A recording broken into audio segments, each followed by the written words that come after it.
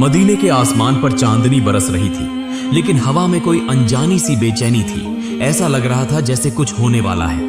हजरत फातिमा रजी अल्लाह ताला अन्हा घर के अंदर नमाज मुकम्मल करके दुआ मांग रही थी।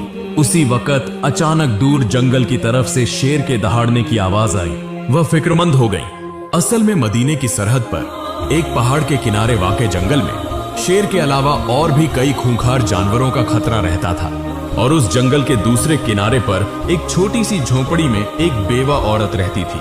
वह औरत बहुत ही गरीब थी, अक्सर दिन भूखी ही रहती। मगर हजरत फातिमा रजी अल्लाह ताला अन्हा को इस बात का इल्म न था। फिर अगले दिन किसी जरूरत से हजरत फातिमा रजी अल्लाह ताला अन्हा तन्हा मोहम्मद सल्लल्लाहु अलैहि वसल्लम के घर की तरफ रवाना हुई। घर के अंदर दाखिल होने से पहले दरवाजे पर पहुंचकर रुक गई। अंदर से महबूब वालिद की आवाज आ रही थी।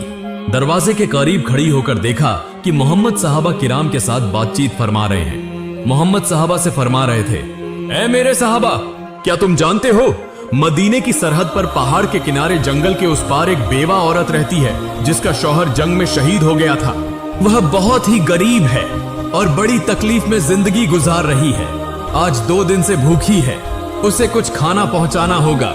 उसकी मदद करना हमारे ईमान का हिस्सा है। यह सुनकर सहाबा ने अर्ज किया, या रसूल अल्लाह, हम वहां कैसे जाएं? इस बेवा के घर जाने के लिए तो जंगल से गुजरना होगा और सुना है वहां दरिंदा सिफ्त जानवरों का खतरा है। तब मोहम्मद ने फरमाया, तुम्हें खौफ की कोई जरूरत नहीं। दरिंदे भी अल्लाह की मखलूक हैं, वह भी अल्लाह का जिक्र करते हैं। यह बात सुनकर हजरत फातिमा रजी अल्लाह ताला अन्हा की आंखें नम हो गईं। उन्होंने सोचा, जब मेरे अब्बा जान एक बेवा के बारे में बात फरमा रहे हैं तो यह कैसे हो सकता है कि मुझे इसका इल्म ना हो।